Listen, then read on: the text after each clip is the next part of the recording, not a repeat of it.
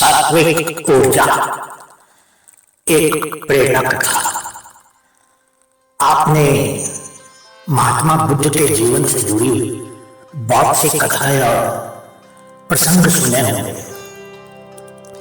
और आपने उनको बहुत ही प्रेरणादायी पाया हो। आज भी विश्व भर में करोड़ों लोग उनके कहे गए शब्दों को दैविक शब्दों की तरह स्वीकारते हैं और उनका खूब प्रचार प्रसार करते हैं।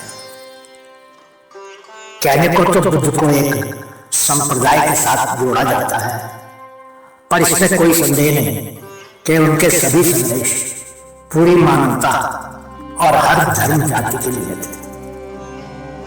आइए आपको उस समय की एक घटना सुनाते हैं जब वो राजकुमार सिद्धार्थ थे और वो बुद्धत्व को प्राप्त नहीं हुए थे। उन दिनों वो निरंजना नदी के किनारे के जंगलों में वृक्षों के नीचे बैठकर ध्यान किया करते थे। सिद्धार्थ प्रतिदिन ध्यान करने के बाद पास के किसी गांव में चले जाते और भिक्षा मांगकर लौट आते। कुछ दिनों बाद उन्होंने भिक्षाटन पर भी जाना बंद कर दिया, क्योंकि एक गांव के प्रधान की छोटी बेटी सुजाता उनके लिए नित्य भोजन लाने लगी। कुछ दिनों के बाद उसी गांव का एक चरवाहा सिद्धार्थ से प्रभावित होकर उनके पास आने लगा। उसका नाम स्वस्ति था।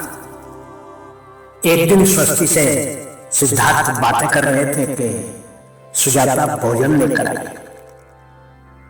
जैसे ही सिद्धार्थ ने भोजन करना शुरू किया, उन्होंने बातचीत बंद कर दी। स्वस्ति ने बात करने की कोशिश की तो सिद्धार्थ ने इशारे से उसे चुप करा दिया। जितनी देर तक वे भोजन करते रहे, बिल्कुल चुप रहे। स्वस्ति को हैरानी। उसने सिद्धार्थ से भोजन करने के उपरांत पूछा, गुरुदेव, आप मेरे आने के बाद निरंतर वार्तालाप करते रहे, किंतु भोजन के दौरान एक शब्द भी नहीं बोले। मैं तो भोजन करते करते भी बातें कर लेता। आपने तो मुझे भी इशारे से चुप करा दिया, इसका क्या कारण है? सिद्धार्थ बोले, भोजन का निर्माण बड़ी कठिनाई से होता है। किसान पहले बीज बोता है और फिर पौधों की रखवाली करता है और तब कहीं जाकर भोजन का निर्माण होता है। फिर घर की महिलाएं बड़े जतन से उसे खाने योग्य बनाती हैं। इतनी कठिनाई से तैयार भोजन का पूरा आनंद तभी संभव है जब हम पूर्णतः मौन हो। यदि हम भोजन को पूर्ण शांति से मौन रहकर अच्छी तरह से चबा चबा कर खाएंगे तो यह आसानी से पचेगा, जिससे पेट कभी खराब नहीं होगा। मौन रहकर भोजन करने से भोजन का श्वास नली में जाने का खतरा भी नहीं रहता। अतः भोजन के दौरान मैं मौन रहकर उसका पूरा आनंद लेता हूँ।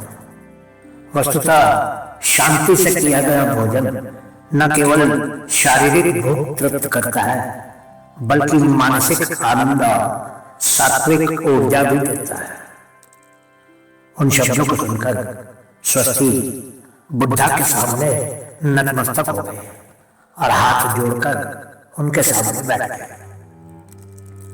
मित्रों, भोजन प्रकृति का प्रसाद है, जिसके सहारे हम जीवित रहते हैं।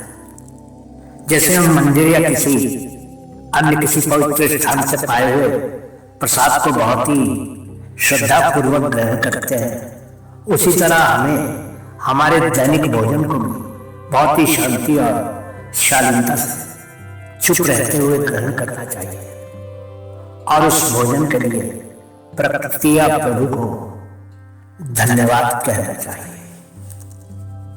बहुत बहुत धन्यवाद।